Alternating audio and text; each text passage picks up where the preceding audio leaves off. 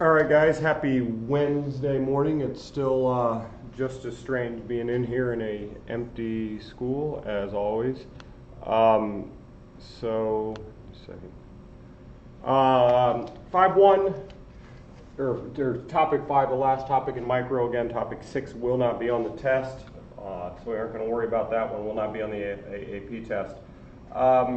Topic 5 takes us away from what we've been talking about for so long, which is how do we decide how many products to make where its marginal revenue is greater than or equal to marginal cost.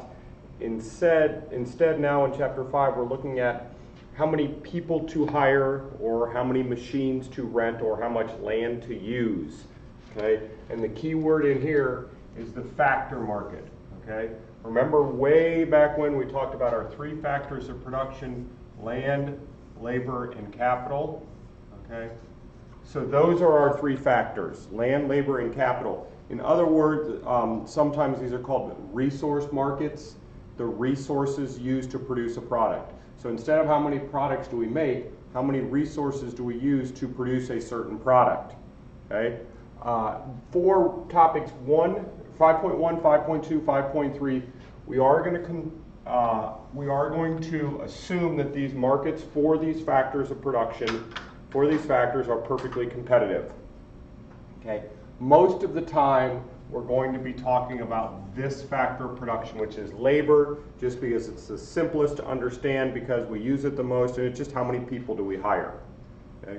So when we're talking about how many people to hire, the assumptions we make when we say perfectly competitive, although there are many small firms who are hiring workers, and no firm is large enough to manipulate the market. Okay? In other words, if you raise your wage rate, no one really will pay attention to that, because you are such a small part of you hire such a small percentage of the total market. Okay? We're making this assumption that every worker is identical, so these are largely, we're talking about non-skilled labor. Everyone can come in and do the same job. Wage rate is constant. We'll explain why that is coming up. And this term, wage takers, instead of being price takers, which we were, which the product market when it was perfectly competitive, workers are wage takers. Okay? That means, again, they cannot affect the wage rate. Okay? Because there's so many workers that if you demand a raise, I'll just go hire someone else. So the market wage rate is what every worker has to take. And we assume that there's an infinite number of workers willing to work at that wage rate. So a lot of assumptions we're making as we had started in talking about a perfectly competitive wage market. Okay? Now, let's look at the factor market. Okay? And again, we will look at the firm side of things, like how many people does a firm hire, just a second. But first, let's kind of review what the supply and demand for the market, again, okay? So this is every firm combined in a market for hiring workers, okay? And then we're going to talk about, again, this is the labor market. So this is one. And so we're going to put over here, we're going to call this wage. Yes, certainly it's still a dollar value, like we've talked about, but the vertical is now going to be wage, and the horizontal is now going to be quantity of labor. Okay? So we have wage on the vertical and quantity of labor. Okay. As we talk about supply and demand, individuals supply the labor, right? People, individuals supply the labor. So the labor's supply curve is the supply of labor, S sub L, okay, and by workers. That's who supplies labor. Okay? The number of workers that are willing to work at different wage rates. This makes sense that it's upward sloping. At a very high wage rate, a lot of people are willing to work, right? If McDonald's offered $100 an hour, there's a lot of people that would come to work for McDonald's. If a firm offered $1 an hour, they wouldn't get many people to work. So the upward sloping supply curve makes sense. Workers are willing to work at higher wage rates, so the S curve is upward sloping. Who demands labor? It's companies that demand labor. Okay? So it's the demand for labor by firms or by companies. That's who demands labor. And at very, very high wage rate, we aren't going to hire many people. What are we going to do? We're going to do what Harris Teeter does. We're going to invent automatic checkout. We're going to have apps that you can order from on your phone so you don't have to talk to people. Okay, and you're going to have Panera where they have their direct pickup and those types of things. So at very high wage rates, we will find ways, firms will find ways not to hire people. At low wage rates, okay, why is so much of this business going to China and now to even lower wage rate countries? Because at lower wage rates, I will demand a lot of labor, or a typical firm will demand a lot of labor. So what we have is this brings us to the market wage rate, equilibrium, just what we've talked about, and this is the market quantity of labor in the market that will be hired. Okay, that's no different with a normal supply and demand for a product. This is just the supply and demand for workers. Okay, a few terms we need to make sure we're comfortable with. These curves have been derived from the factors, are derived from the factors of production. In other words, what we have is how do we determine how much of a good, or how many people a firm is going to hire. That's going to be based on the demand for their good. And we'll come back and talk about that as we get into part 2. But finishing up part 1, some vocab. Most of this is a review, okay? When we talk about the unit of a resource, that's the variable resource. Again, resource, these are the factors of production: land, labor, and capital. Most of the time we're going to be talking about labor. It just makes it easy. Total product, the production achieved from the resource. So this is the quantity of the good that the worker makes, okay? We will see the law of diminishing marginal returns. As you hire more and more workers, each additional worker gives you less than the previous worker. Okay, and at some point in time, as more units of a resource, okay, again, think workers here. As more workers are added, a point will be reached where the total product will actually start back the other way, right? Too many cooks in the kitchen, we've talked about that. Marginal product, this is the term we're going to use here, and mainly because if you do go beyond this, Econ 101, this is how it's referred to in future econ classes. We've been talking about the marginal product, how much additional unit from additional worker. Marginal physical product will certainly come up as the term we're going to use the rest of this unit. They are synonyms, but just to get you prepared for any future econ class, we start to use the nomenclature of higher level econ classes. Marginal physical product. The change in production from an additional resource. Okay? As I hire a new worker, how many goods does that worker produce? Okay? Marginal physical product, so it's change in output, change in quantity of the good over change in labor. If I hire one new person, how many new goods? Okay? And you can write it change in total product over change in quantity of labor. How many new products does each new worker produce? Okay, that's all that formula is. We've talked about it before. Product price is the price of the good. Okay? So when we talk about price, make sure we understand it's of the good, right? Because wage rate is the price of a person or hiring a person. Total revenue, price times quantity. None of these are new terms. These should all be reviewed.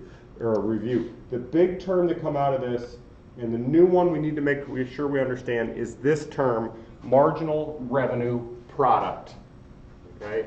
The formula is very simple, but the theory of what it is what's so important. The marginal revenue product is the increase in total revenue resulting from each additional variable input. And again, that is, if we're talking labor, each new worker. So how much new revenue does each new worker bring in? Two ways to calculate it. Okay? Total revenue divided by change in labor. Okay? Or what we're going to focus on is the product price times the marginal physical product. The price of the good that you're selling times how many new goods does that firm produce. And this should make sense. How do you know how much revenue a worker brings in? Well, how many new goods do we produce when I hire them, times how much do I sell that good for, okay? And so over and over, how we're gonna write this, the marginal revenue product. How much new revenue does this worker produce? How much do I get to sell the good for, times how many new products does the firm produce when I hire that good? Okay? The change in revenue associated with the change in variable resource. When I hire a new worker, how much revenue does new revenue does the firm bring in? Okay? It's usually specific resource, right? You might see it referred to that marginal product of labor. Haven't seen it referred to that way on an AP test in a long time. When you calculate it, here's a quick little chart to calculate marginal revenue product. It's this simple. Okay? I need to find out, here's the unit of resource again. So this is labor or workers, quantity of labor, total product, marginal physical product. This is just the price of the good. Remember, total revenue is just price times quantity. And then MRP, most important one out of this, marginal physical product times the price. Okay, the marginal physical product times the price. First, let's work our way down the marginal physical product column. Remember what we have here. We have change in total product over change in quantity of labor. Obviously, I wrote it in here because there's no change at 0. But this first worker goes from 0 to 7, so change in total product is 7. Change in quantity of labor, 1 minus 0 is 1, so that's just 7. The second worker, when I hire a second worker, I go from making 7 total products to 13 total products. So the change in total product is 6. Change in labor, 2 minus 1, it's just 6 over 1. 18 minus 13 over 3 minus 2. And on down the line, very simple. I made these numbers very simple, just as a basic one. Okay. The product price is 2. So how much total revenue, okay? Remember, this is not quantity of labor, it's the price of the good times how many of the goods I produce. So when I hire one worker, I produce 7 goods, I get to sell them for $2 each. So my total revenue is $14. When I hire a second worker, I now produce 13 total goods at $2 each. So my total revenue is 26. 18 times 2, now I have 36, 22 times 2, 44, 50, 54, and 56. We've done this before, total revenue. The new column, the most important column here, is the marginal revenue product. Okay, the marginal revenue product. How much new revenue does this worker bring in?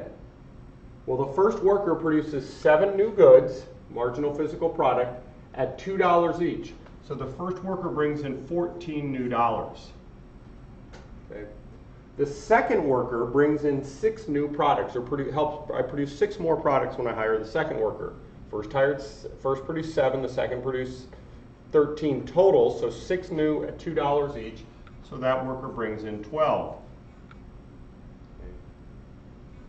The third worker, I go from 13 to 18, 5 new workers. 5 times 2 is 10. 4 new products times 2, 8, 3, and here, 6, 4, and 2. You will notice, again, the marginal revenue product, we can also calculate saying change in total revenue over change in quantity of labor. Quantity of labor changing by 1, 26 minus 14 is 12, 36 minus 26 is 10. So 2 different ways we can calculate marginal revenue product, but this tells us how much new revenue each new worker brings in. Okay. Now, I have simplified it so you can see this is just a downward sloping marginal revenue curve. Typically, our marginal revenue curve will look like an upside down Nike swoosh. okay, because it does mirror the old marginal product curve, and we usually do have an area of specialization, still can't spell that word, specialization before we have an area of diminishing marginal returns. I just simplified the numbers in this example, okay? Last thing here is let's look at this on a curve, and I kind of already did this, and I just showed you that diminishing marginal returns, but just so we're clear, okay? We have the marginal revenue product schedule, which is simply what does it look like when I try to plot how much new revenue a worker brings in. So again, this is now revenue, still revenue. This is quantity of labor, and this is an individual firm. When I look at an individual firm, okay, the amount of revenue that each worker brings in is just that marginal revenue product curve. Okay, and this is going to become important later on that we understand that that is, well, first of all, it is the marginal physical product times the price, but it's also how many workers a firm is willing to hire, okay? Because it shows the amount of labor that will be demanded at the different at the different wages as I continue to hire people, okay? I'm going to hire you, and we'll get into this, but this is how we determine how many people we're going to hire, and when we get into section 3, that'll make more sense. But this is very simply what the marginal revenue product curve looks like on, and this is again not a market. We looked at the market one earlier, but this is an individual firm, the revenue that they bring in, okay? A firm will also look at how much additional it costs to hire each variable resource. This is known as the marginal factor cost, okay? Some books, and even in Mr. Clifford's video, he calls it the marginal revenue, marginal resource cost, and I just did it accidentally. I don't like calling it marginal resource cost because when we start abbreviating it, okay, if you call it the marginal resource cost, now you have MRC, okay? I will refer to this, instead of a resource, a synonym for resource is the factor of production. So marginal factor cost, because if you call it MRC, then in this unit you have marginal resource cost, MRC, and marginal revenue product, MRP. And that's too similar for me, especially when the two R's actually stand for two different things. So you will see me write marginal factor cost, okay? And what that means is how much does the last person hired, if we're doing labor, okay, cost me? And if I hire every person for the same amount, that's their wage. So the marginal factor cost, if I hire everyone for the same amount, is their wage rate. And it's also the change in total cost of hiring a person or of producing this good over the change in labor. How much new cost is associated with each person is just the change in total cost over the change in total quantity of labor, assuming I hire each person for the same amount, which we are right now. It's the same as the wage, okay? Last thing, this is really simple. Change in the factor of the demand curve, okay? When we look at a market demand curve, like we looked at when we look at a market factor curve like we looked at in section 1, upward sloping supply curve, downward sloping demand curve, it's important to understand the factors that can shift those supply and demand curves, just like we've done for everything else.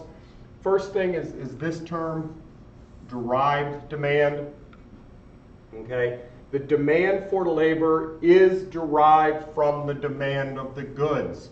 The only reason people hire workers or firms hire workers is because they want to produce goods because people want their goods.